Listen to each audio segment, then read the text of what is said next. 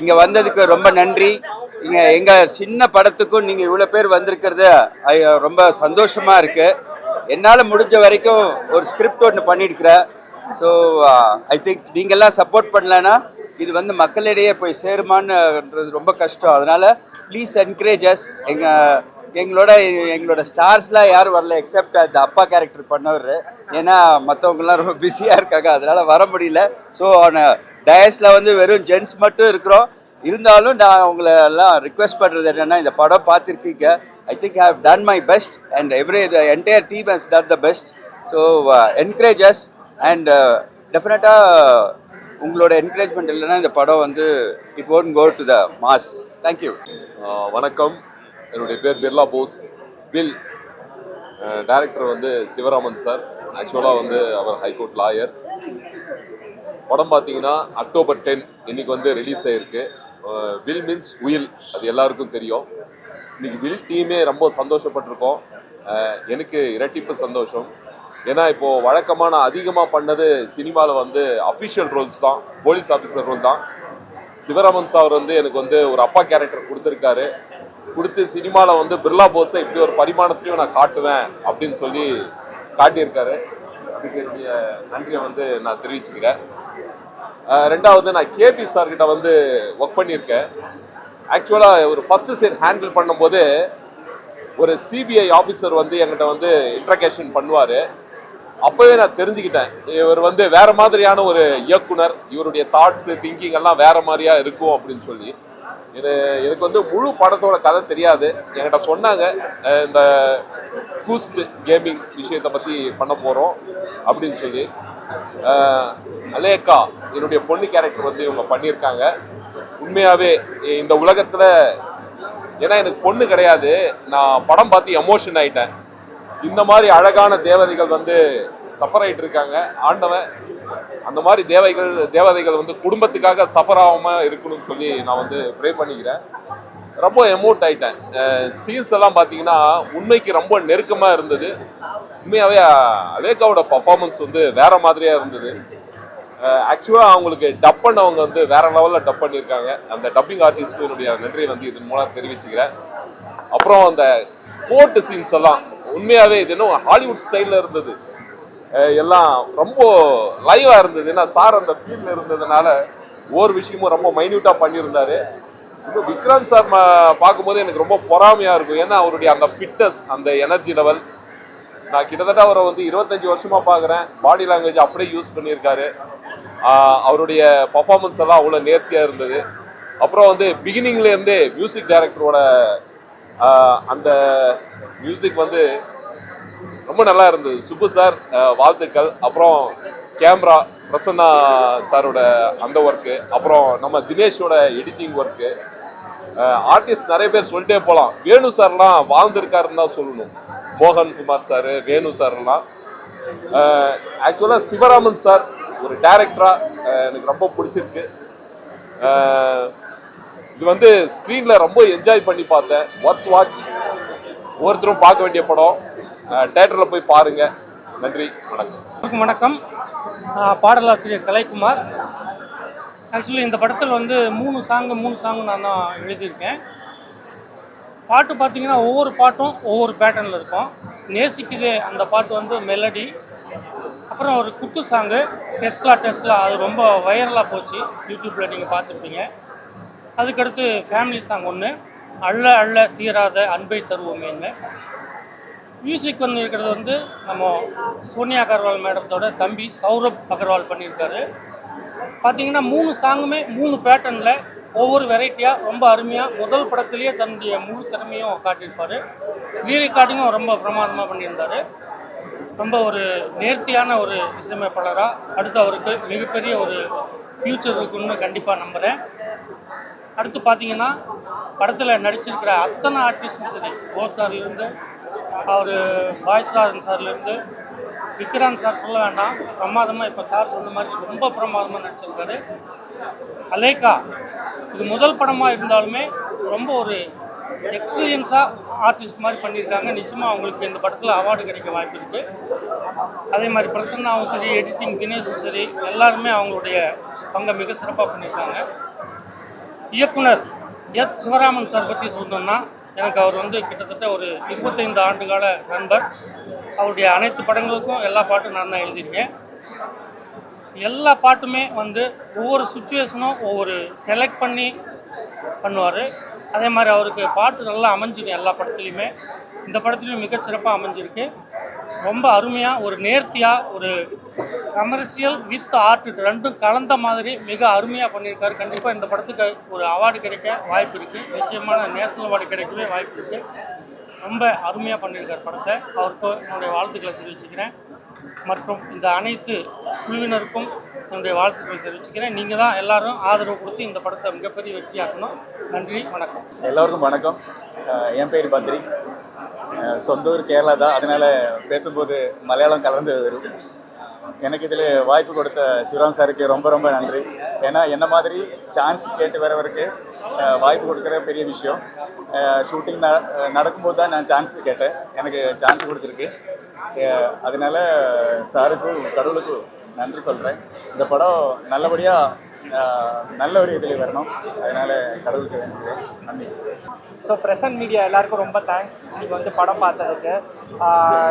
இந்த படத்துக்கு music director வந்து சௌரப் அகர்வால். அவர் ஒரு ஸ்டூடியோ மீட் பண்ணி நானும் அசிஸ்ட் பண்ண ட்ரை பண்ணேன் இந்த மூவி ஸ்டார்ட் பண்ணும்போது. ஸோ மெயினாக வந்து பார்த்தீங்கன்னா எனக்கு இந்த ப்ராஜெக்ட் வழியாக சாரோட ஒர்க் பண்ணுற சான்ஸ் கிடச்சிது. அதான் துபாயில் இருக்கார் அவர், ஹெல்ட் அப் அட் துபாய். அதனால தான் என்னை வந்து பார்க்க சொன்னார். ஸோ நான் பார்த்துட்டு இருந்தேன். நீங்கள் பார்த்துட்டு மியூசிக்லாம் எப்படி இருக்குன்னு உங்கள் கமெண்ட்ஸ் எல்லாத்தையும் ஷேர் பண்ணுங்கள். ஸோ டேரக்டர் கூடயும் சார் கூடயும் ஒர்க் பண்ணது, ஆல் த டெக்னீஷியன்ஸ் ஒர்க் பண்ணது ரொம்ப சந்தோஷமாக இருக்குது. So thank you all. பெரிய மனுஷரோட ரியல் ஹிஸ்டரி சார், புரியல கார்த்தி. பெரிய மனிதரோட ரியல் ஹிஸ்டரியா இருக்கலாம் இருக்கலாம் இருக்கலாம். ஏன்னா நான் வந்து கோர்ட்டில், நான் ஹைகோர்ட்டில் ப்ராக்டிஸ் பண்ணுறேன். ஸோ இந்த மாதிரி ஒரு கேஸ் ஒன்று லைட்டாக பார்த்தேன். ஸோ அதனால அந்த ஒரு தாட் இருக்கு. பட் யாருன்னுலாம் சொல்ல முடியும். அந்த பெரிய நபர் அவருக்கு தெரிந்த நபர். ஆனா டைரக்டர் சார், நீங்களே வந்து அந்த ரெட்டி கேரக்டர் லுக்ல தான் இருக்கீங்க. கேப்பீங்கன்னு தான் தெரிந்த நபர் சொன்னேன். இல்லை, நான் அந்த கேரக்டர் பண்ணியிருந்தா நல்லா இருக்குமான்னு தெரில. பட் அதுதான் நம்மளோட தாட்டு.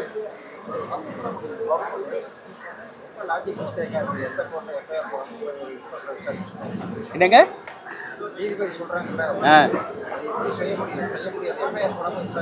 அதெல்லாம் இல்லை. நான் கோர்ட்டில் பார்த்துருக்கேன்.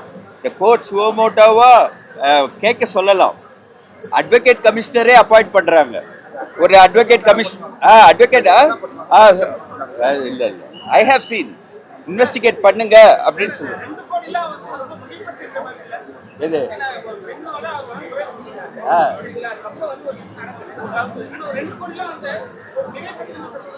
இல்ல, அது எதனாலன்னா அவருக்கு அந்த வீடு விற்க கூடாதுன்னு நினைச்சிருக்காரு. அது வீடை விற்க கூடாது, இந்த எல்லாரும் சேர்ந்து இல்ல ஏங்க, அதுதான் சீன்ஸா இருக்கு. இல்ல எல்லாரும் சேர்ந்து அந்த வீடை வித்துருவாங்க. அவர் சின்ன வயசுல இருந்தே இங்க இருந்து படிச்ச வீடு, அவருக்கு பிடிச்ச வீடு, அவங்க அப்பா வீடு, யாருக்கும் விற்க வேணாம்னு சொல்ல. இன்ஃபேக்ட் அந்த சீன் இருந்தது, அப்பா விற்க வேணாம்னு சொன்ன சீன் இருந்தது. பட் அது ஃபுட்டேஜ்ல போயிடுச்சு. பட் என்ன ரீசன்னா, இந்த மாதிரி ஒரு நமக்கு ஆசையான இருக்கிற இடத்த வில்லகமா எழுதி வச்சுட்டு போயிட்டோம். இங்க அவருக்கும் பிடிச்ச பொண்ணு தான், சரி கிடைச்சதுன்னா அதுக்கு கிடைக்கட்டும், இல்லை வேற யாருக்கும் கிடைக்க கூடாதுன்றது தான் தாட்டு. இல்ல அது என்ன ரீசன் இருக்குன்னா, அந்த பொண்ணு கிட்ட இருக்கும்போது அவங்க மாமா சம்பந்தி வேற சண்டை போடுவார் இல்லையா, அந்த காண்டுல அந்த வெறுப்புல இந்த மாதிரி இல்ல. அது மட்டும் இல்ல, அந்த பொண்ணுகிட்ட ஒரு நேர்மை இருந்தது.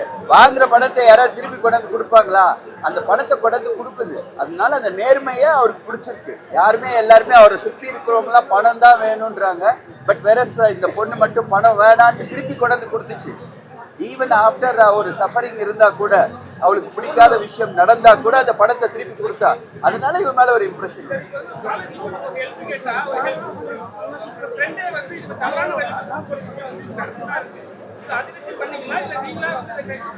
நிறைய அந்த மாதிரி நடக்கிறது, நிறைய அது மாதிரி நடந்திருக்கு, நானும் கேள்விப்பட்டிருக்கேன். இது ஒரு தாட்டு தான் சார். டைரக்டர் சார், அது மாதிரி ஒரு நல்ல அழகா ஒரு கதை எடுத்துட்டு போயிருக்கீங்க. ஆனா கிளைமாக்ஸ்ல ஒரு கருத்து சொல்றேன்ட்டு, அதாவது நிறைய பேருக்கு குழந்தை இல்லாம தவிக்கிறாங்க. ஆனா வந்து இப்படி முறை இல்லாம பிறக்கிற குழந்தைகளை கலைக்காதீங்கன்னு சொல்ல வரீங்களா? இல்லை அப்படின்னு நான் சொல்ல வரல, அதுக்கு தான் சொல்கிறேன் கேளுங்க. இது நம்ம இந்தியா வந்து 140 கோடி மக்கள் இருக்கிறாங்க. ஆனால் இன்னைக்கு பார்த்தீங்கன்னா மெட்ராஸ்லேயே ஃபெர்டிலிட்டி சென்டர் தான் ஜாஸ்தியாக இருக்குது, குழந்தையின்மை அப்படின்றது. ஸோ இது வந்து இட் இஸ் இன்சைட் மெசேஜ் என்ன தெரியுங்களா, இந்த சின்ன பசங்கள்லாம் சின்ன பொண்ணுங்கள்லாம் இந்த இதில் எல்லா ஃபுட்டெல்லாம் சாப்பிட்றதுனால அவங்க வந்து தே பிகம் ஃபெர்டிலிட்டியே கிடைக்க மாட்டேங்குது. புரிஞ்சுதுங்களா? இதில் நிறைய மெசேஜ் எடுத்துக்கிறதுனா எடுத்துக்கலாம். புரிஞ்சுதுங்களா? இது இன்னொரு மேட்டர்.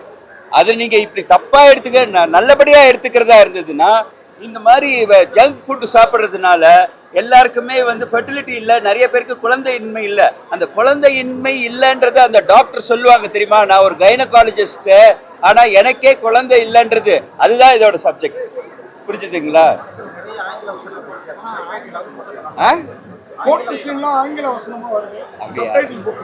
இப்ப எல்லாருக்குமே ஆங்கிலம் தெரியுது சார். சார் அதெல்லாம் பழைய காலம் சார். இப்ப சாதாரணமா இங்க எல்லாமே ஜிபேட் பண்ணி எல்லாம் பாத்துருவாங்க. நீங்க அங்க வார்த்தை வர வர கூட கத்து. இல்லை இல்லைங்க, அப்படிலாம் சொல்லாதீங்க. எனக்கு தெரிஞ்ச வரைக்கும் ஈரோடோ இல்லை எந்த ஊர்லேயுமே எல்லா ஊர்லேயுமே எல்லா பசங்களும் படிச்சுட்டாங்க. இப்போ நிறைய பேர் இப்போ எங்கள் வீட்டிலலாம் சர்வன்ட் மேட்ஸ்ன்னு யாரும் சொல்கிறதில்ல, ஹோம் மேக்கர் அப்படின்றாங்க. அவங்க பசங்க வந்து காலைல பைக்கில் கொண்டு வந்து விட்டுட்டு போகிறாங்க, எல்லாம் படிச்சுட்டாங்க. ஆனால் அம்மா மட்டும் சரி அதே வேலை செய்யணுன்ட்டு ஆசைப்படுறாங்க. ஸோ அதனால் எல்லாருமே இப்போ எல்லாருக்குமே புரியுது. அது புரியலன்னா கூட சார், சினிமான்றது இட் இஸ் பியாண்ட் லாங்குவேஜ் இல்லாமல் இல்லை அதான் மொழி தான் சொல்கிறேன். மொழி இல்லாமல் மொழிக்கும் மீறி படத்தை ரசிக்க முடியும்னு என்னோட தாட். அதனால ஏன்னா ஹைகோர்ட்லலாம் நீங்கள் போய் தமிழில் ரொம்ப பேசுனீங்கன்னா அசிங்கமாக இருக்கும். அதனால சொல்லி அதான் சொன்னேன், கேள்விப்பட்ட கதை. சார் நம்ம ஊர்ல நிறைய பாடலாசிரியர்கள் இருக்காங்க. படத்துல மியூசிக்கும் பாட்டும் ஹைலைட்டா இருந்தது. ரொம்ப நாளைக்கு அப்புறம் கலைக்குமாரம் மொத்த படத்துக்கும் சில பாடல் தீம் மியூசிக்கா இருந்தாலும் ஏன் யூஸ் பண்ணீங்க? அவர் வந்து சின்ன வயசுலேருந்து இப்போ 6 படம் பண்ணியிருக்க. நான் பாட்டு கொடுக்கலன்னா அங்கே ரெக்கார்டிங் தேட்டர்லேயே வந்து தகராறு பண்ணுவார். ஆனால் but is a very good friend. First நான் யார்கிட்டையும் அசிஸ்டண்டாலாம் யார்கிட்டையும் இல்லை, இவர் தான் ஃபஸ்ட்டு என் படத்துக்கு கூட வந்து ஸ்டார்ட் கட்டுலாம் சொல்லுவார். அதனால ஆமாம், அதனால இஸ் எ குட் ஃப்ரெண்ட். எந்த கதையாக இருந்தாலும் சொல்லுவேன், லைக் பண்ணுவேன். ஆனால் இந்த படத்தை பொறுத்த வரைக்கும் இந்த கதை உருவானதுக்கு காரணம் வந்து என்னோட எடிட்டர் தினேஷ். அந்த தினேஷ் வந்து டெய்லி வருவார் வீட்டுக்கு, போன படம் எடிட் பண்ணவர், ஏதாவது ஒரு கதை சொல்லுவேன். அப்போ இந்த கதையை சொன்ன போது அவருக்கு பிடிச்சது, சார் இதில் பண்ணலாம் அப்படின்ட்டு ட்ராவல் டவுன் பண்ணேன். தேங்க்யூ.